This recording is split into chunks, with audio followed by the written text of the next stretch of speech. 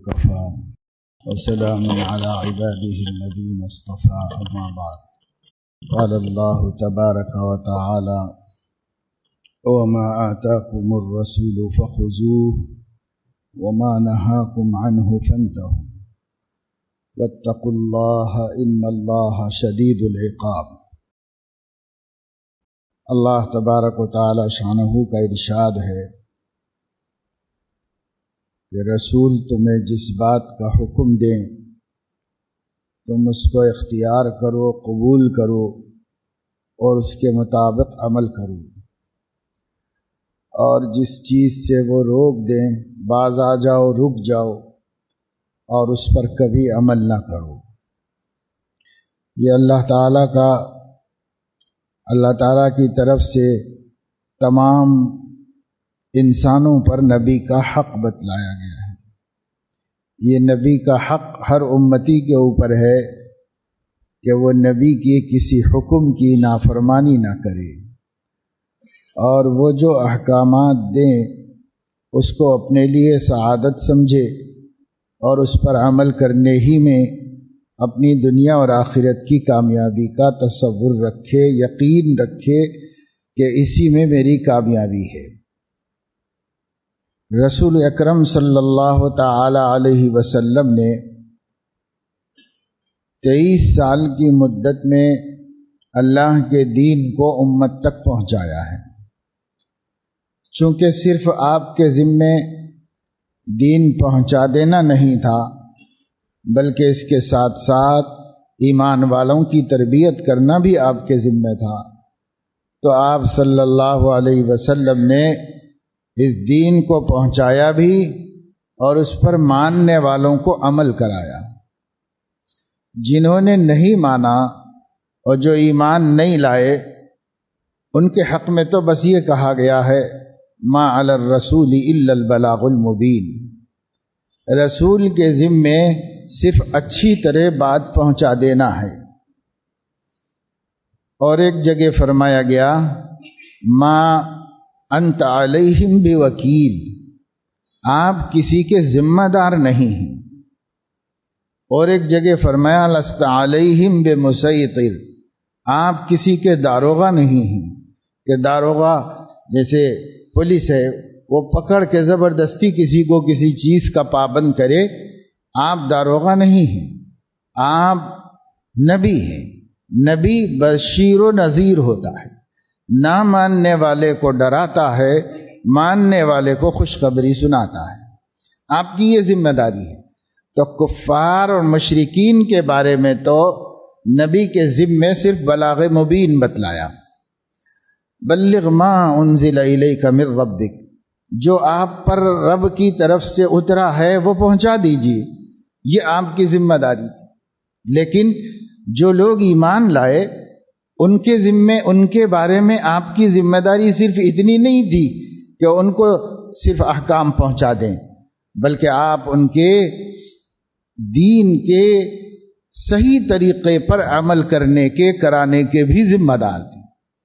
اس لیے اہل کفر کو تو دین پہنچا کر ان کو ان کے حال پہ چھوڑ دیا، تم جانو اور تمہارا ضمیر، اگر تم قبول کر لو گے تو تمہارا بھلا ہے، نہیں قبول کر لو گے اللہ نمٹے گا، اللہ پاک دیکھے گا۔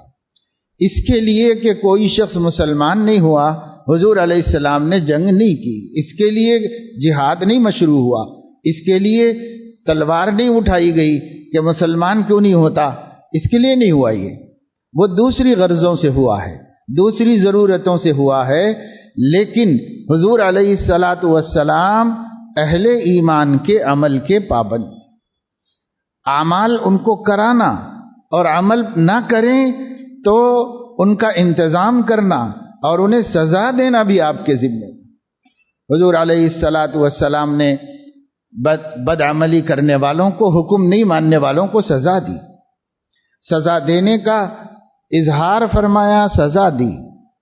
اظہار اس طرح فرمایا کہ حضور علیہ السلام نے کہا اس ذات کی قسم جس کے قبضے میں میری جان ہے، میرا جی یوں چاہتا ہے کہ میں کسی سے کہوں کہ وہ اذان دے، اور جب اذان ہو جائے تو کسی سے کہوں کہ وہ نماز پڑھائے، اور جب نماز شروع ہو جائے تو میں کچھ لوگوں کو لے کر بستی میں گشت کروں اور دیکھوں کہ کون کون نماز کے لیے نہیں آیا ہے اور مرد ہونے کے باوجود گھر میں ہے، تو پھر فَأَحْتَرِقُ عَلَيْهِمْ بُيُوتَهُمْ، ان کے اوپر ان کے گھر ڈھا دوں اور ان کے گھر ان پر جلا دوں۔ یہ میرے دین میں آتا ہے، قسم کھا کر حضور علیہ الصلاۃ والسلام نے فرمایا۔ کیوں؟ اس لیے کہ آپ کی ذمہ داری ہے کہ آپ مومنین کو نمازی بنائیں، مومنین کو اللہ کی شریعت پر قائم کریں اور اس کے اوپر جمائیں، یہ آپ کی ذمہ داری ہے۔ اس لیے کفار و مشرکین کو تو دعوت دے کر آپ نے چھوڑ دیا اور مومنین کی پوری پوری نگرانی فرمائی، ان کی تربیت کی، ان کی برائیوں کو ختم کیا، ان کے اندر اچھی باتیں پیدا فرمائی، یزکیہم کے فریضے کو ادا کیا۔ تو میں یہ عرض کر رہا تھا کہ حضور اکرم صلی اللہ تعالی علیہ وسلم صحابہ کرام کی تربیت پر مامور تھے اور آپ ان کی تربیت کرتے تھے۔ انہی سے کہا جا رہا ہے ما آتاکم الرسول فخذوہ وما نہاکم عنہ فانتہوا، نبی آپ کو جو کہیں اس کو قبول کرو، وہ کہیں کہ اس پہ یہ عمل کرنا ہے، چاہے جان چلی جائے عمل کرو، کیوں وہ نبی ہیں اور نبی کا تم پر حق ہے، تم پیدا ہی ہوئے ہو اللہ کی اطاعت کے لیے، اور اللہ کی اطاعت ہوتی ہے نبی کی اطاعت کے ذریعے سے۔ اس لیے نبی کی اطاعت کرو، اس پہ جان دینا پڑے تو جان دو، وہ تو زندگی کا مقصد ہے، زندگی کے مقصد کے لیے جان نہیں دو گے تو اور کس کے لیے دو گے؟ اور اگر وہ کہیں یہ کام مت کرو تو نہ کرو، اس کو چھوڑ دو، باز آ جاؤ، اور اس کا چھوڑنا اتنا گراں ہو کہ اس سے دم نکل جاتا ہے تو دم کے ساتھ چھوڑ دو، اس کو جان بھی دے دو اور وہ کام بھی چھوڑ دو جس سے نبی تم کو روکتا ہے۔ ما آتاکم الرسول فخذوا وما نہاکم عنہ فانتہوا، صحابہ نے اسی طرح کیا، صحابہ نے اسی طرح اس پر عمل کیا۔ بعد میں بھی امت میں جن کو نبی کی معرفت ہوئی اور جن کو نبی کا مقام سمجھ میں آیا، ان مسلمانوں نے کیا اور آج تک کرتے ہیں۔ مسلمان جان کی کیا حیثیت ہے اور اس کی کیا قیمت ہے ایمان کے سامنے، اس لیے لوگوں نے نبی کی بات مانی اور نبی کی بات کے خاطر جان کی بھی پرواہ نہیں کی۔ مال اور جائیداد کیا چیز ہے، ان کی تو کوئی اہمیت نہیں، جان کی بھی کوئی اہمیت نہیں۔ یہ چاہتے ہیں اللہ دیکھنا اپنے بندوں سے۔ ہم سمجھتے ہیں کہ ہم پیدا ہوئے ہیں اور ہم کما رہے ہیں اور ہم جی رہے ہیں، ہم اپنے من کے مالک ہیں، ہم اپنی مرضی کے مالک ہیں۔ یہ بہت بڑا دھوکہ ہے، یہ بہت بڑا دھوکہ ہے۔ ہم اپنی کسی چیز کے مالک نہیں ہیں، ہم اپنے وجود کے بھی مالک نہیں ہیں۔ ہم کس چیز کے مالک ہیں؟ ہم اللہ کی مملوک ہیں، اللہ ہمارا مالک ہے، پھر ہمارا مالک ہم کو جس کام میں لگا دے اس میں لگ جانا چاہیے۔ اللہ کہتا ہے یہ بات میں نبی کی مانو، نبی کے مطابق چلو۔ تو نبی پاک صلی اللہ علیہ وسلم نے صحابہ کرام کو دین پر جمانے کے لیے یہاں تک ڈرایا کہ میرا جی تو یوں چاہتا ہے کہ اذان کے بعد جماعت کھڑی ہونے تک بھی اگر کوئی شخص مسجد نہیں پہنچا ہے اور وہ مرد ہے، عذر کوئی نہیں ہے، بالکل اچھا بھلا چنگا، میرا جی چاہتا ہے کہ میں اس کا گھر ڈھا دوں اور اس کا گھر جلا کے اس پہ گرا دوں، میرا یہ جی چاہتا ہے۔ اور ظاہر ہے جس چیز کو نبی اپنی زبان مبارک سے ظاہر فرماویں تو اس کا ماننا ہمارے لیے ضروری ہے، اور اگر نبی قسم کھا کے فرمائے اس کی اہمیت کتنی زیادہ ہوتی ہے۔ والذی نفس محمد بیدہ، اس ذات کی قسم جس کے قبضے میں محمد کی جان ہے، لوددت، میرے دل میں یہ بات آتی ہے اور میں یہ چاہتا ہوں اور میں اس کی فکر میں ہوں کہ کسی سے کہوں کہ وہ اذان دے، اذان ہو جائے، محلے میں سنائی دے دے، اور اس کے بعد کسی سے کہوں کہ تم نماز شروع کرو اور جماعت کھڑی ہو جائے، پھر میں گشت کروں اس کے بعد۔ ایک گشت ہوتی ہے نماز سے پہلے نماز کو لانے کے واسطے، اور ایک گشت ہے جس کے بارے میں حضور نے فرمایا میرا جی یوں چاہتا ہے جماعت کھڑنے کے بعد گشت کروں اور جو نہیں آیا اس کو وہیں سزا دے دوں، ٹھکانے لگا دوں۔ یہ حضور کی چاہت تھی لیکن راوی کہتے ہیں جنہوں نے حضور صلی اللہ علیہ وسلم کی یہ حدیث نقل کی ہے وہ کہتے ہیں کہ آپ کو عورتوں اور بچوں پر رحم آ گیا، ان کی وجہ سے مردوں کو چھوڑ دیا، ورنہ یہ کر کے بتا دیتے حضور صلی اللہ علیہ وسلم، یہ کر کے بتا دیتے۔ اور اگر ایک دفعہ نبی نے مدینے میں ایسا کیا ہوتا کہ نماز کو نہیں آنے والے کا گھر جلایا ہوتا، یہ شریعت بن جاتی، یہ دین بن جاتا، اور قیامت تک نماز کو نہیں آنے والوں کے گھر جلائے جاتے، کیونکہ یہ نبی کا حکم ہوتا، یہ شریعت بن جاتی۔ لیکن حضور علیہ الصلاۃ والسلام نے جن کے ذمے مسجد جانا نہیں تھا ان پر رحم کر کے چھوڑ دیا، یہ عمل نہیں کیا۔ اگر آپ کے ذمے لوگوں کو نمازی بنانا نہ ہوتا، مسلمانوں کو، تو آپ اتنی سخت بات کیسے فرماتے تھے؟ یہ سخت بات ہے، لیکن آپ کے ذمے ہر کسی انسان کو مسلمان بنا دینا نہیں تھا، دعوت دینا تھا، تو آپ کی دعوت پر اللہ نے آپ کی ذمہ داری پوری فرما دی۔ مگر جو مسلمان ہو گیا اس کو صرف دعوت دینا نہیں ہے، اس کو دین پہ چلانا بھی ہے، اور اس کو دین پر جمانا بھی ہے، اللہ کے حکموں کا پابند بنانا ہے۔ اس لیے حضور علیہ السلام نے کسی شخص نے، یہ تو یہاں تو صرف آپ نے تنبیہ فرمائی، لیکن بعض مواقع پر سزا بھی دی آپ نے۔ حضور اکرم صلی اللہ تعالی علیہ وسلم نے سنگساری کی بھی سزا دی، یہ سب سے آخری سزا ہے اور سب سے خوفناک سزا ہے۔ شادی شدہ ہونے کے باوجود بدکاری کرے تو اسلام کہتا ہے کہ اس کو کسی مجمع میں لاؤ، مسجد کے سامنے کسی جگہ پر کھڑا کرو اور عام پبلک کے دیکھنے کی جگہ پر اس کو سنسار کرو، یعنی اس کو گڑھے میں کھڑا کیا جائے اور سب طرف سے لوگ پتھر ماریں، اتنا ماریں کہ اس کی جان نکل جائے۔ یہی اس کی توبہ ہے اور یہی اس کے ایمان کی سلامتی کا ذریعہ ہے۔ اس کے بعد یہ سزا ہوگی، اور سزا جبھی ہوئی جبکہ اس نے اپنے کو اسلام کے سامنے پیش کیا، عدالت نے تحقیق کی، امیر المومنین نے فیصلہ سنایا، پھر اس کو سزا ہوئی، وہ اللہ سے توبہ بھی کر لے اور اللہ تعالی کی طرف سے اس سزا کے بعد وہ پاک ہو۔ پاک ہونا ہے یہ اصل میں۔ کتنی بدکاریاں لوگ کرتے ہیں، وہ یہ سمجھتے ہیں کہ ہم یوں ہی پاک ہو گئے۔ اسلام کہتا ہے یہ پاک ہونا ہے۔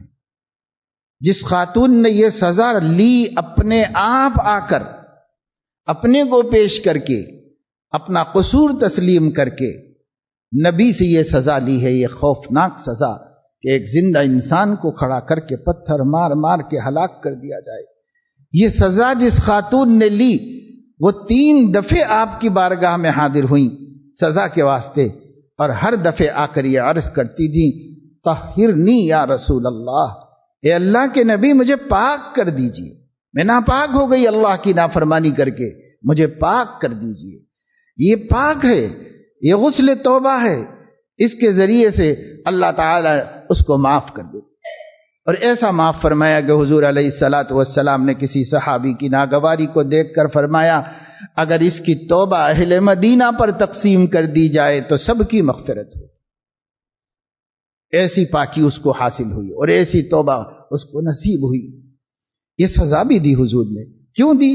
اس لیے کہ آپ کی ذمہ داری تھی کہ جو لوگ نافرمانی کرتے ہیں ان کو ان کی سزا ملنی چاہیے اور دنیا میں مل جانی چاہیے تاکہ آخرت کی پکڑ سے بچ جائے۔ اس لیے نبی کی ذمہ داری ہے کہ وہ امر و نہی فرمائے۔ تورات میں آپ کی تعریف کی گئی، یأمرہم بالمعروف وینہاہم عن المنکر، وہ اچھی باتوں کا حکم دیتے ہیں اور بری باتوں سے روکتے ہیں، یہ آپ کی تعریف کی گئی۔ تو یہ ساری تعلیمات 23 سال کے عرصے میں آپ نے امت کو دی ہیں، اور اس 23 سال میں دین کا کچھ حصہ وہ ہے جو منسوخ بھی ہوا ہے اور کچھ حصہ وہ ہے جو مستقر ہوا، قائم ہوا اور باقی رہا۔ جیسے نماز میں ادھر ادھر دیکھا جا سکتا تھا، یہ منسوخ ہو گیا۔ نماز میں پہلے بولا جاتا تھا، کوئی آ کے کہتا السلام علیکم تو نمازی اس کو وعلیکم السلام بولتے تھے، جواب دیتے تھے، یہ منسوخ ہو گیا۔ اسی طریقے سے روزے کے سلسلے میں پہلے حکم یہ دیا گیا تھا کہ افطار سے پھر افطار تک روزہ، لیکن یہ منسوخ ہو گیا اور صبح صادق سے لے کر کے غروب آفتاب تک کا روزہ رکھا گیا۔ تو بہت سے احکام ایسے ہیں جو احکام رفتہ رفتہ امت پر نافذ کیے گئے ہیں، اور جس کو اللہ نے باقی رکھنا چاہا اسے باقی رکھا۔ قرآن کریم میں ہے ما ننسخ من آیت او ننسها نأت بخیر منها او مثلها الم تعلم ان اللہ علی کل شیء قدیر۔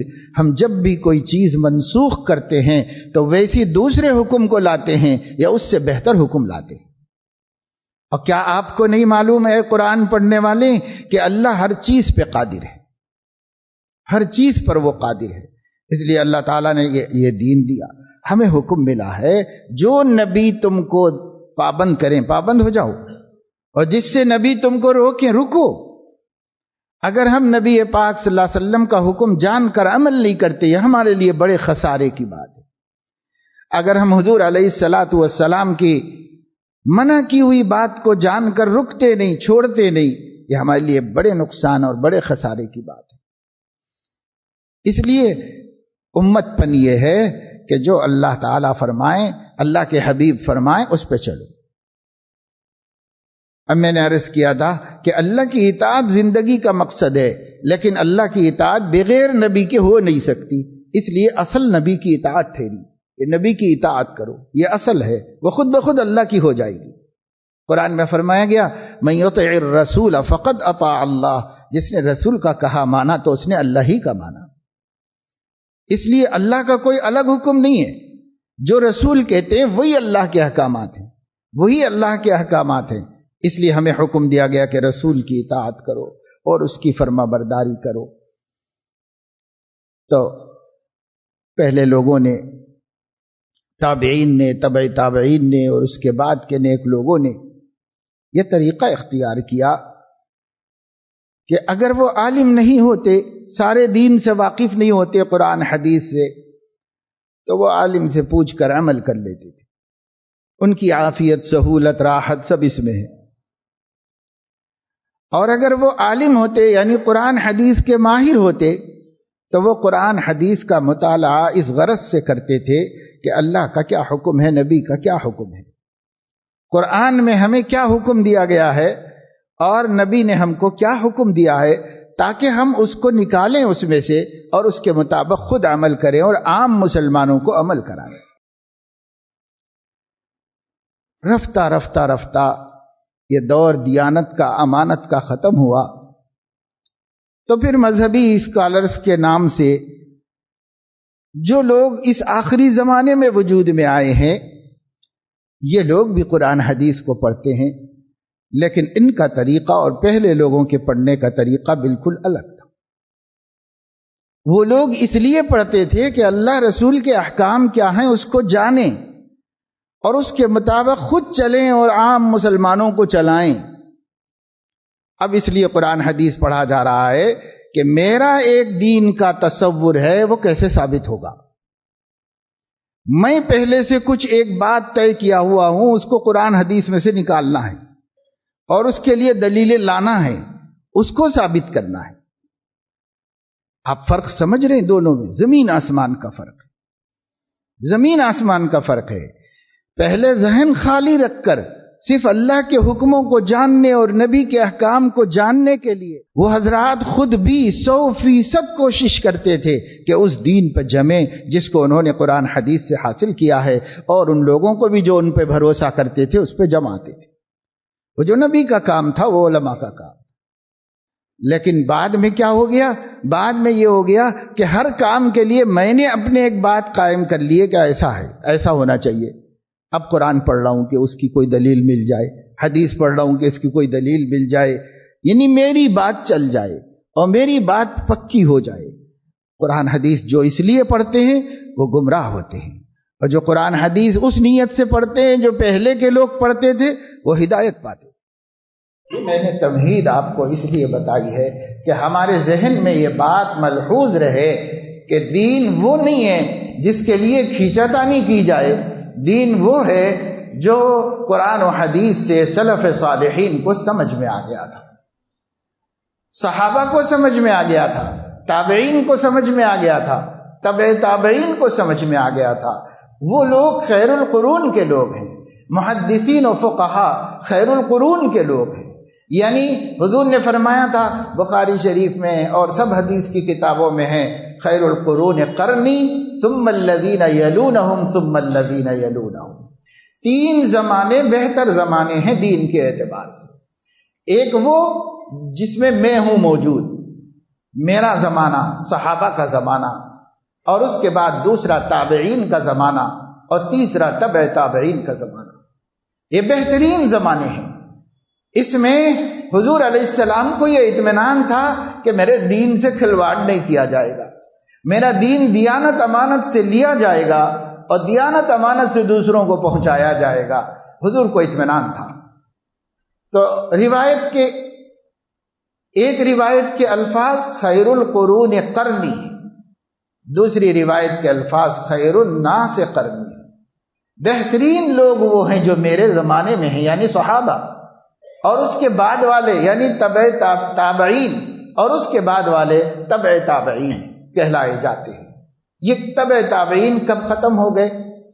تو حافظ ابن حجر عسقلانی رحمہ اللہ بہت بڑے محدث ہیں، فرماتے ہیں کہ یہ خیر القرون جو ہے یہ ختم ہو گیا 210 ہجری میں۔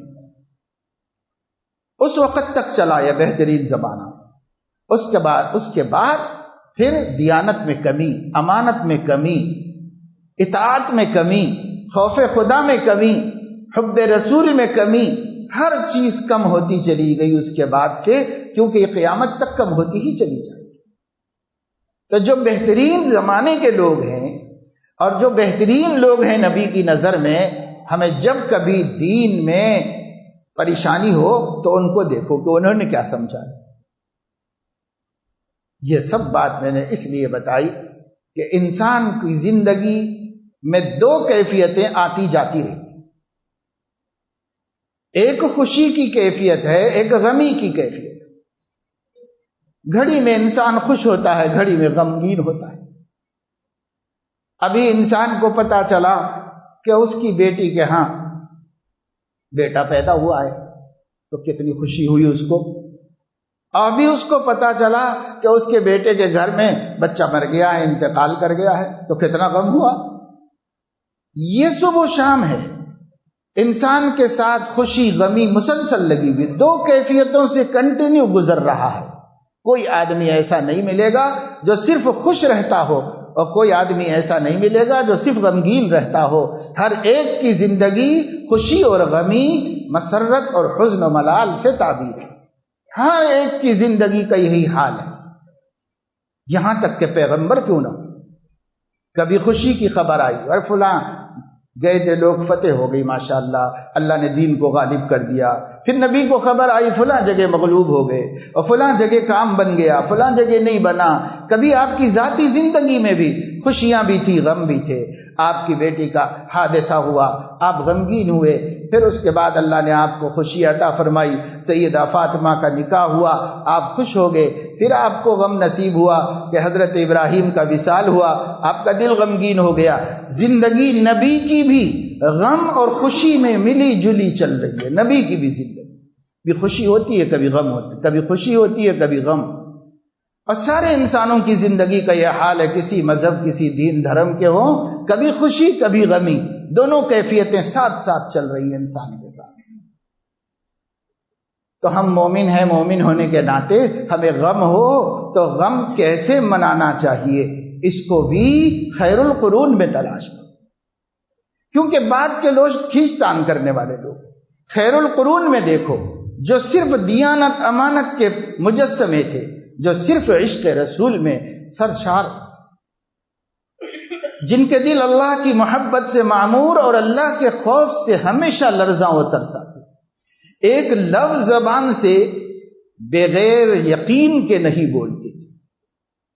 حدیث کی کتابوں میں جو لوگ حدیثیں پڑھتے ہیں، پڑھے ہیں، انہیں پتا ہے کہ صحابہ کرام کوئی بات روایت کرتے، ذرا بھی شک ہوتا دونوں باتیں نقل کرتے۔ اس طرح کہا یا اس طرح کہا، دونوں باتیں نقل کر دیتے اگر ان کو شک ہوتا اور ان کو شبہ ہوتا۔ بھول جاتے تو کبھی اس کو اندازے پہ نہ بولتے تھے۔ حضور علیہ الصلاۃ والسلام نے فرمایا کہ لوگوں کو معلوم ہو جائے کہ نمازی کی آگے سے گزرنے پر کتنا بڑا گناہ ہے تو وہ ٹھہرے رہیں گے 40 تک، مگر گزرنا گوارا نہیں کریں گے۔ راوی کہتے اب مجھے یاد نہیں کہ 40 برس کہا تھا، 40 مہینے کہا تھا، 40 ہفتے کہا تھا، دن کہا تھا، مجھے یاد نہیں، جتنا یاد ہے اتنا ہی نقل کر، جتنا یاد ہے اتنا ہی نقل کیا، اور اندازے پہ کچھ نہیں کہا۔ شاید ایسا کہو، کبھی اندازے پہ نہیں کہا، اور جب بھی شبہ ہوا دونوں باتیں نقل کر دی۔ لفظ میں بھی یہ لفظ تھا یا یہ لفظ تھا تو کہتے ہیں قال کذا او قال کذا، ایسا کہا یا ایسا کہا۔ اتنی احتیاط سے جن لوگوں نے دین محفوظ کیا ہو اور جن کے دلوں میں خدا کا خوف اتنا ہو، ہم انہیں دیکھیں کہ غمی کے لیے شریعت اسلامی نے کیا طریقہ مقرر کیا ہے۔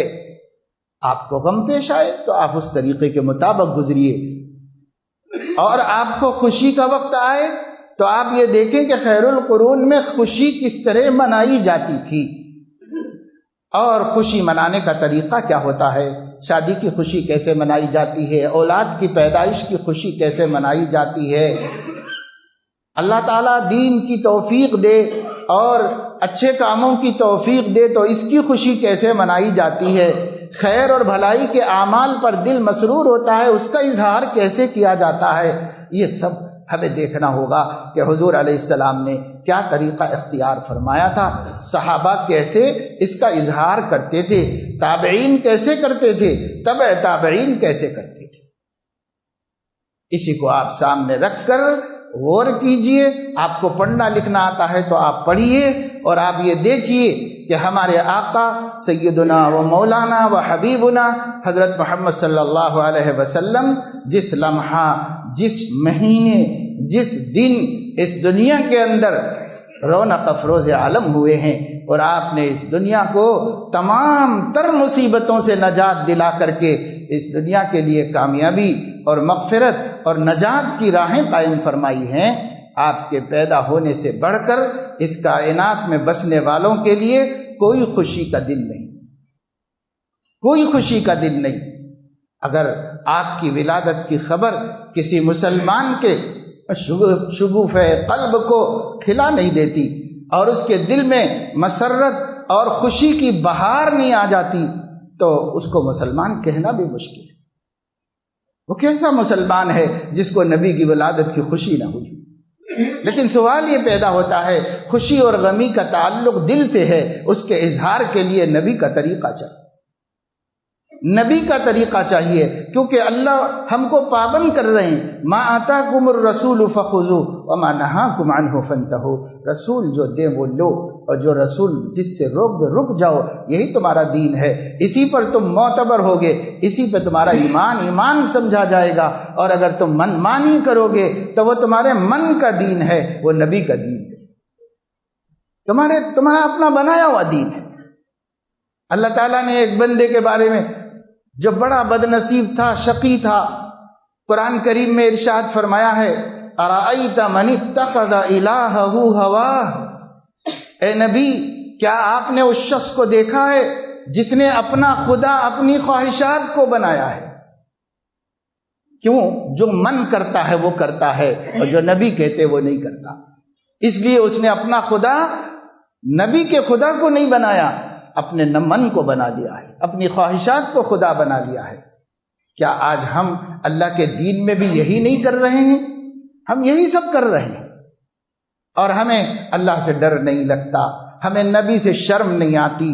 ہم نبی کی پوری زندگی غیرت کا یہ عالم تھا، اور آپ کی حیا کا یہ عالم تھا کہ آپ صلی اللہ علیہ وسلم کسی عمل کو کسی دوسری قوم میں بھی پایا جاتا ہے تو اس سے مشابہ ہونے نہیں دیا۔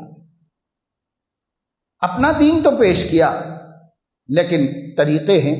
بچے پیدا ہوتے تھے، مشرکین کے کچھ طریقے تھے، بچہ جب پیدا ہوتا تو وہ کچھ کرتے تھے، رسومات جیسے آج ہوتی ہیں ان کے زمانے میں بھی تھی، لیکن حضور اکرم صلی اللہ تعالی علیہ وسلم کے پاس وہ آتے تھے اور آ کر پوچھتے تھے، یا رسول اللہ میرے ہاں بچہ پیدا ہوا ہے، آپ بتائیے جاہلیت میں تو ہم ایسا کرتے تھے، اب کیا کریں؟ پوچھتے تھے، آپ فرماتے تھے یہ نہیں کرو یہ کرو، یہ نہیں کرو یہ کرو، اجازت دیتے تھے بعض چیزوں کی اور بعض چیزوں سے منع فرما دیتے تھے۔ پھر جو آپ نے اجازت دے دی وہ دین بن گیا، اور جس سے آپ نے منع فرما دیا وہ بے دینی بن گئی۔ شادی کے وقت وہ شادی کا طریقہ پوچھتے تھے، ولیمے کے لیے ولیمہ کا طریقہ پوچھتے تھے، ہر کام کرتے تو نبی سے پوچھتے تھے۔ نبی نے جو بتا دیا وہ دین ہے، اسی کو لینا ہے، اسی کو اختیار کرنا ہے۔ لیکن لوگوں نے اپنی عقلوں سے بہت سی چیزیں گڑھی اور کہا خوشی وہ ہمارے من کی ہے، تو ہمارا من جیسا کرے گا ہم ویسے ظاہر کریں گے۔ ظاہر ہے یہ کیسے درست ہو سکتا ہے ایک مومن کے لیے؟ دنیا کرے ایسا، لیکن مومن بھی کیا ایسا کرے گا؟ کیا مومن کے لیے یہ صحیح ہے؟ مومن کے لیے دیکھنا ہوگا کہ ہر غم صحابہ نے جیسے منایا ہم ویسے منا دیں۔ دیکھیے سیدنا حسین رضی اللہ تعالیٰ عنہ کی شہادت ہوئی، اور بہت کربناک المناک شہادت ہوئی۔ اس شہادت کے ہونے کی خبر حضور علیہ الصلوۃ والسلام کو حیات طیبہ میں دی گئی، اور اس خبر سے آپ کا دل مغموم ہوا اور حزین ہوا۔ پھر جب یہ واقعہ پیش آیا، جتنے صحابہ موجود تھے اور جو بھی مسلمان موجود تھے، جو سچے پکے مسلمان تھے، ان کے دل کانپ گئے اور ان کے دل تڑپ اٹھے، انہیں بہت غم ہوا۔ آج تک بھی نواسے رسول کے ساتھ جو کچھ کیا گیا اس کو سن کر پڑھ کر تصور کر کے ایک مومن کا دل کانپتا ہے اور اس کا دل غمگین اور حزین ہوتا ہے۔ لیکن آپ دیکھتے ہیں کہ سیدنا حسین رضی اللہ تعالی عنہ کی شہادت کے غم پر ایک قوم کچھ اعمال کرتی ہے اور مسلسل کرتی ہے، 40 دن تک، 2 مہینے، 3 مہینے، اب تو کوئی حد ہی مقرر نہیں رہ گئی، کرتی ہے لیکن سنی نہیں کرتی، مسلمان نہیں کرتے، اور اکثریت مسلمانوں کی ہے، سنیوں کی ہے، کوئی سنی نہیں کرتا۔ کچھ لوگ کرتے ہیں، تو کبھی سنیوں کے ذہن میں یہ بات نہیں آئی کہ غم تو ہمارے دل میں بھی ہے، اور ہم کوئی خوش ہیں کیا حضرت حسین کی شہادت پر؟ ہم تو حقیقت میں سب سے زیادہ غمگین ہیں اپنے نبی کی نسبت کی وجہ سے، لیکن ہم اس میں سے کوئی کام نہیں کرتے۔ کیوں نہیں کرتے؟ اس لیے نہیں کرتے کہ نبی سے غم منانے کا ایسا کوئی طریقہ ہمیں ملا نہیں ہے۔ صحابہ نے ایسا غم کبھی نہیں کیا، تابعین نے نہیں کیا، تبع تابعین نے نہیں کیا، ائمہ مجتہدین نے نہیں کیا، محدثین نے نہیں کیا۔ ہم کہتے ہیں جب انہوں نے نہیں کیا تو پھر دین کہاں سے آیا؟ لہذا کہتے ان کو کرنا ہے تو کر لینے دو بھائی، انہوں نے کہاں سے ثابت کیا وہ جانے، لیکن ہمارے ہاں تو ثابت نہیں، اس لیے ہم نہیں کرتے۔ تو سنی مسلمان غم اس طرح نہیں مناتے جیسے شیعہ غم حسین مناتے۔ غم ہم کو بھی ہے، لیکن اظہار ہم ویسا نہیں کرتے جیسا اظہار وہ لوگ کرتے ہیں۔ ہم کہتے وہ دین وہ اللہ کو جواب دیں، لیکن ہمارے دین میں تو ایسا ثابت نہیں، ہم تک جو دین پہنچا ہے اس سے تو ایسا ثابت نہیں ہے، لہذا ہم یہ نہیں کریں گے۔ تو جس طرح ہم نے اس مسئلے کے اندر ایک قوم کے طریقوں کو ایک ہی معاملے میں، یعنی ایک غم کے معاملے میں، ایک تکلیف دہ واقعے کے معاملے میں، اس ایک ہی ہستی کے سلسلے میں جو ہمارے بھی دل کی ٹھنڈک ہے اور وہ بھی ان کی محبت کا دم بھرتے ہیں، تو انہوں نے جو کام کیا ہم نہیں کرتے۔ اس لیے نہیں کرتے کہ ہمیں قرآن حدیث کی روشنی میں نہ صحابہ سے ایسا طریقہ معلوم ہوا، نہ تابعین سے، نہ تبع تابعین سے، یعنی خیر القرون میں ہم نے ایسا کچھ نہیں پایا تو ہم نے نہیں کیا۔ اس کو سامنے رکھیے اور اس کے بعد غور کیجئے، نبی پاک صلی اللہ تعالی علیہ وسلم کی ولادت باسعادت کی مسرت ہے، یہ خوشی سب سے بڑی خوشی ہے، اور ہر مومن کے لیے اگر وہ ایمان والا ہے تو اس سے بڑھ کر خوشی کی کوئی گھڑی نہیں ہے، کوئی دن نہیں ہے اس کے واسطے۔ لیکن اس کے باوجود خیر القرون میں کیا ہوا؟ اس خوشی کا اظہار صحابہ نے کس طرح کیا، اس خوشی کا اظہار تابعین نے کس طرح کیا، اس خوشی کا اظہار فقہاء اور محدثین نے کس طرح کیا؟ تو اس کو خالی الذہن ہو کر اگر ہم ان کی شریعت دیکھیں گے، احکام کو دیکھیں گے، فقہ کی کتابیں دیکھیں گے، حدیث کی کتابیں پڑھیں گے، خالی الذہن ہو کر پڑھیں گے، تو ایسی صورت میں ہمیں کوئی بھی یہ حرکت ملے گی نہیں جو حرکات اس نام پر ہندوستان پاکستان میں کی جا رہی، ایسی کوئی حرکت ہم کو نہیں ملے گی، خیر القرون میں کہیں نہیں ملے گی آپ کو۔ ہاں، اگر آپ وہ غلط کام کریں جس کا میں نے شروع میں ذکر کیا تھا کہ اس دور میں لوگ پہلے بات طے کر لیتے ہیں کہ ہمیں یہ کرنا ہے، پھر قرآن حدیث میں سے کھینچ کے نکالتے ہیں، تو ایسی کھینچا تانی سے تو بھائی بہت سے کفار و مشرکین کی اپنے عقیدے بھی ثابت ہو جائیں گے، اس کھینچا تانی سے بے ایمانی بھی ثابت ہو جائے گی۔ اگر اسی کو ثابت کرنا ہے، اس کو ثابت کرنا کہتے ہیں، اگر اسی کو ثابت کرنا کہتے ہیں تو یہ سب بھی ثابت ہو جائے۔ قادیانی نے اپنی نبوت کے سلسلے میں قرآن سے دلیلیں پیش کی، حدیث سے دلیلیں پیش کی۔ ہر بے حیا گمراہ نبی کے مقابلے میں کھڑے ہونے والا اس نے قرآن کی آیتیں دلیل میں لائی ہیں، حدیثیں دلیل میں لائی ہیں۔ اسی لیے تو امام اعظم نے فرمایا کہ دلیل پوچھنا بھی کفر ہے۔ کیوں؟ اس واسطے کہ کھینچا تانی تو کوئی بھی نکال لے سکتا ہے، کوئی بھی اپنی دلیلیں ثابت کر لے سکتا ہے۔ مجھے موقع نہیں، ورنہ میں آپ کو اس کی کچھ مثالیں دیتا ہوں، کیسی کیسی بیہودہ خرافات کو لوگوں نے قرآن سے ثابت کر دیا۔ ایک صاحب تھے خطیب، انہوں نے ایک دفعہ ایک مسجد میں جمعے میں خطاب کرتے ہوئے یوں کہا کہ یہ ربیع الثانی کے مہینے میں جو ہم 11ویں شریف کرتے ہیں وہ میں آج قرآن سے ثابت کرنے آیا ہوں۔ تو سب لوگ حیران ہوئے، بھی قرآن سے بھی ثابت ہو جائے تو کون انکار کر سکتا ہے، جو انکار کرے وہ کافر ہو جائے گا۔ قرآن سے ثابت کرنے آئے، پھر انہوں نے بہت زوردار لمبی چوڑی تعبیریں کی اور اس کے بعد قرآن کو پیش کیا۔ کیا پیش کیا؟ الا ان اولیاء اللہ لا خوف علیہم ولا هم یحزنون، یہ قرآن کی آیت ہے، بے شک آیت ہے قرآن کی، سب کو معلوم ہے، ہر مسلمان جانتا ہے۔ اس آیت کو پیش کر کے وہ پبلک سے پوچھ رہے ہیں یہ آیت کون سے پارے میں ہے پتا ہے؟ لوگوں کو کیا پتا اتنا ہوتا ہے، سب حافظ تو نہیں ہوتے۔ انہوں نے بتایا کہ یہ آیت قرآن کے 11ویں پارے میں، اللہ نے یہ آیت 10ویں میں کیوں نہیں اتاری، 13ویں میں کیوں نہیں اتاری؟ اس سے معلوم ہوا کہ 11ویں شریف کرنا قرآن سے ثابت ہے۔ سمجھ رہے آپ؟ اگر اس کا نام دلیل ہے تو پھر کافر مشرک اپنی پوجا کو بھی ثابت کر لے گا، کھینچتان کے کسی طریقے سے الٹی سیدھی باتیں۔ بھائی دلیل کے بھی کوئی اصول ہوتے ہیں، قرآن کریم سے احکام کے نکالنے کا بھی کوئی ضابطہ ہوتا ہے۔ ایک آدمی پہلے کچھ طے کر لے کہ یہ کرنا ہے اور پھر قرآن پڑھے اور اس میں سے ڈھونڈ کے نکالے، کھینچ کے نکالے، یہ خیانت ہے، یہ بے دیانتی ہے، اور یہ قرآن کریم کو اپنی خواہشات کا تختہ مشق بنانا۔ صحیح طریقہ وہ ہے جو خدا سے ڈرنے والے صحابہ کرام کا، تابعین کا، تبع تابعین کا، محدثین کرام کا اور فقہاء و مجتہدین کا تھا کہ انہوں نے قرآن حدیث اس لیے پڑھی تھی کہ مجھے کچھ بھی نہیں کرنا ہے، جو اللہ رسول کہیں وہ کرنا ہے، اس کے لیے انہوں نے قرآن حدیث پڑھی۔ آج جتنے فرقے بنے مسلمانوں میں اسی غلطی کی وجہ سے بنی کہ ذہن خالی کر کے قرآن حدیث نہیں پڑھا، اپنا پہلا پلان بنا لیا، اس کے بعد قرآن حدیث پڑھا اور اس پلان کو ثابت کرنا شروع کر دیا اس لیے فرقے بن گئے، اور ہر فرقے نے چونکہ قرآن کی آیتیں سامنے رکھی، حدیثیں سامنے رکھی، تو بھولے بھالے مسلمان کچھ ادھر ہو گئے، کچھ ادھر ہو گئے، کچھ ادھر ہو گئے، سب بہک گئے مسلمان۔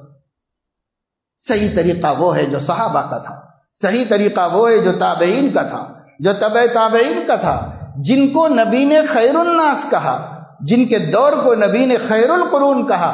میری امت کا سب سے اچھا زمانہ اور میری امت کے سب سے اچھے لوگ یہ ہیں، ہمیں ان سے دیکھنا ہوگا۔ انہوں نے کہیں ناچنا نہیں سب بتایا، انہوں نے کہیں پر ہمیں یہ نہیں بتایا کہ ایسے ایسے طریقے ایجاد کرو جو کچھ یہودیوں سے لیے ہوئے، کچھ عیسائیوں سے لیے ہوئے اور کچھ ہندوؤں سے لیے ہوئے ہوں، اور تم ان طریقوں کو اپنے نبی کی ولادت کی خوشی کا سبب اور اس کے اظہار کا ذریعہ بناؤ، تو تم اپنے نبی کے ظالم ہو اور ان پر ظلم کرتے ہو۔ تمہارا نبی باوقار ہے، تمہارے نبی اعلیٰ درجے کے غیور انسان ہیں، اور تمہارے نبی سب سے بڑھ کر باحیا ہیں، اور تم جو نبی کے بارے میں بخاری شریف میں حضرت عائشہ رضی اللہ تعالیٰ عنہا کی روایت ہے کہ وہ بازار میں زور سے بولتے بھی نہیں تھے، تم بازار میں سڑکوں میں ناچ رہے اس نبی کے نام پر۔ وہ جو بولتے بھی نہیں تھے، زور سے بات بھی نہیں کرتے تھے بازار میں، ولا سخاب فی الاسواق، میرے نبی زبان زور سے بات بھی نہیں کرتے تھے شرم کے مارے باہر۔ اس نبی کے تم امتی ہو اور یہ کچھ کرتے ہو۔